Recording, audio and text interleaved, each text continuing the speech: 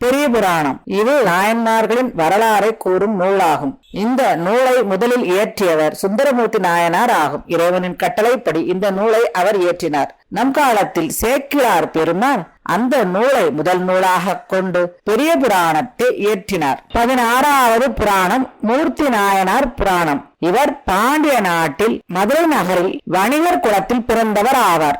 பாண்டிய நாடு நிலையான செல்வத்தையுடைய சிறந்த மக்களால் நிறைந்த நாடு. மேகங்கள் தவழும் மணிகள் பதிக்கப்பெற்ற மாளிகைகளை உடையது. அன்புமிக்க உள்ளத்தையுடைய பல துறைகளில் தேர்ந்த மக்கள் போற்றும்படியான பழமைமிக்க நிலைத்த புகழை கொண்ட நாடாகும்.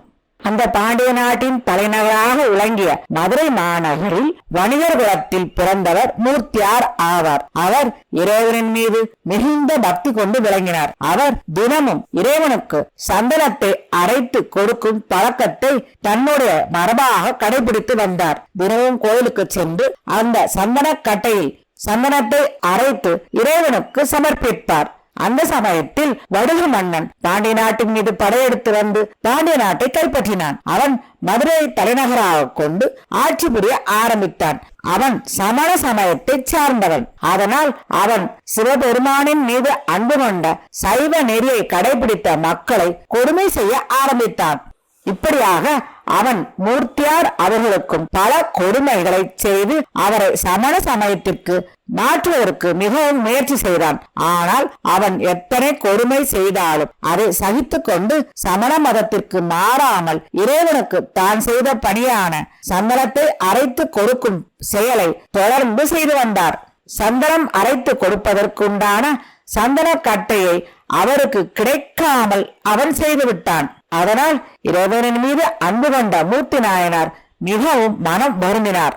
மிகவும் சிரமப்பட்டு சந்தன கட்டைகளை தேடி அலைந்து அவற்றை கண்டுபிடித்து வாங்கி வந்து தன்னுடைய திருப்பணியை தொடர்ந்து செய்து வந்தார்.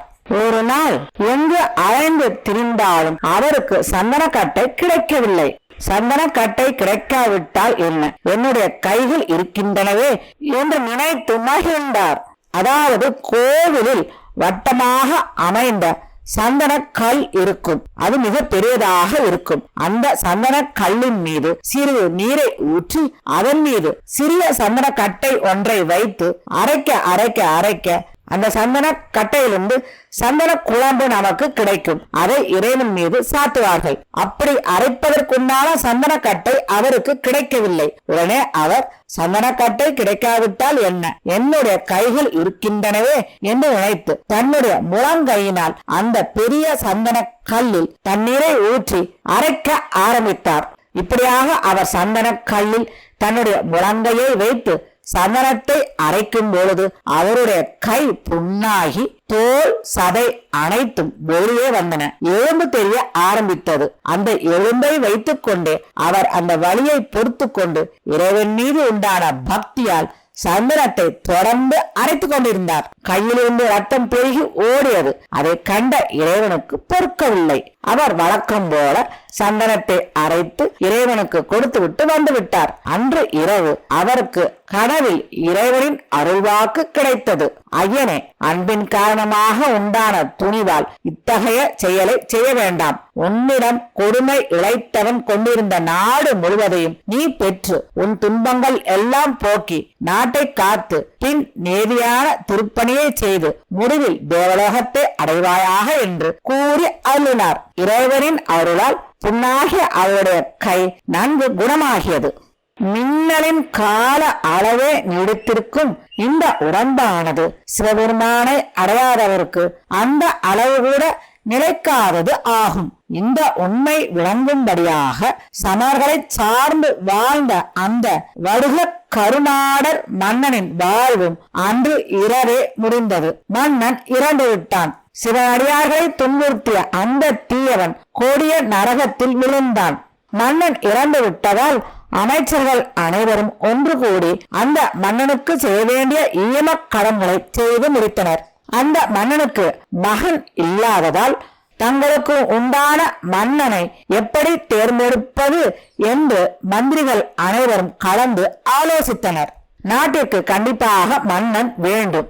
உடனே அவர்கள் அனைவரும் ஆலோசித்து ஒரு முடிவை எடுத்து கரிய மலை போன்ற பட்டத்து யானையை அழைத்து அந்த யானையின் கையில் ஒரு மலர் மாலையை கொடுத்தார்கள். அந்த யானையானது யாருடைய கழுத்தில் அந்த மலர் மாலையை போடுகின்றதோ அவரே அந்த நாட்டுக்கு மன்னனாகும் என்று முடிவெடுத்து அவர்கள் யானையின் பின்னே சென்றார்கள்.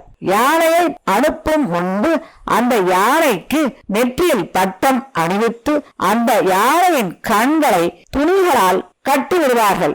அந்த கண்கள் கட்டப்பட்ட யானை யாருடைய கழுத்தில் மாலையை போடுகின்றதோ அவரே அந்த நாட்டுக்கு மன்னன் ஆகும். கண்ணை கட்டி விடப்பட்ட அந்த யானையானது அந்த ஊரின் வீதியெங்கும் சுற்றி தீர்ந்தது.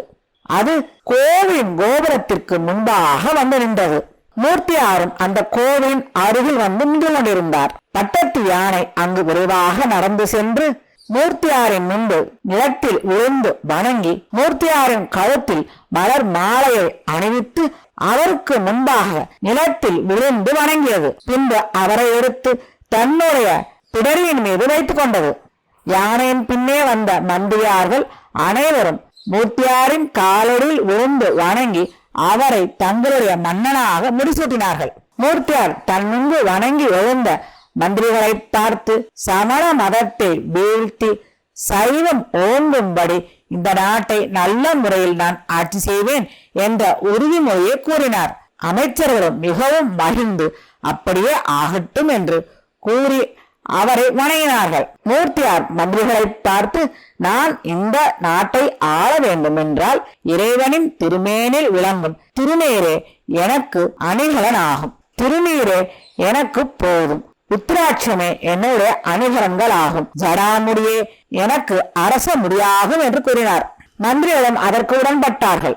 அரசன் முடிசூட்டுவதற்குண்டான சடங்குகள் அனைத்தையும் செய்து மூர்த்தியாரை அரசனாக பட்டத்தில் அமர்த்தினார்கள். மூர்த்தியார் அரச பட்டத்தை ஏற்றுக்கொண்டு துறவி வேடம் பூண்டு முழு துறவியாகவே இருந்து ஆட்சி புரிந்தார். இறைவனுக்கு உண்டான திருத்தொண்டினையும் தொடர்ச்சியாக செய்து வந்தார். நல்ல முறையில் அந்த நாட்டை அரசாண்டு இறுதியில் இறைவனின் திருவடிகளை அடைந்தார். சர்வம் சிவார்ப்பணம்.